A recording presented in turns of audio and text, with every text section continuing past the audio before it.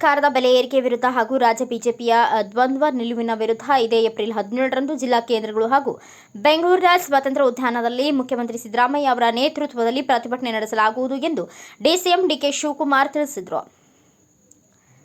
Queens ರಸ್ತೆಯ KPCC ಕಚೇರಿಯಲ್ಲಿ ನಡೆದ ಮಾಧ್ಯಮಗೋಷ್ಠಿಯಲ್ಲಿ ಮಾತನಾಡಿ, ಬೆಲೆ ಏರಿಕೆ ಹಾಗೂ ರಾಜ್ಯ ಬಿಜೆಪಿಯ ಇಬ್ಬಗೆ ನೀತಿಯ ವಿರುದ್ಧ ಸರಣಿ ವಾಗ್ದಾಳಿ ನಡೆಸಿದರು. ಎಐಸಿಸಿ ಪ್ರಧಾನ ಕಾರ್ಯದರ್ಶಿ ರಣದೀಪ್ ಸಿಂಗ್ ಸುರ್ಜೇವಾಲಾ ಅವರು ಪ್ರತಿಭಟನೆಯಲ್ಲಿ ಭಾಗವಹಿಸಲಿದ್ದಾರೆ. ಜಿಲ್ಲಾ ಹಾಗೂ ತಾಲೂಕಾ ಮಟ್ಟದ ಹೋರಾಟದ ಸ್ವರೂಪವನ್ನು ಶೀಘ್ರ ತಿಳಿಸಲಾಗುತ್ತದೆ. ಅವರ ಜನಾಕ್ರೋಶ ಯಾತ್ರೆಯ ವಿರುದ್ಧ ನಾವು ಏನಾದರೂ ಮಾಡಲೇಬೇಕಲ್ಲವೇ ಎಂದು ಹೇಳಿದರು.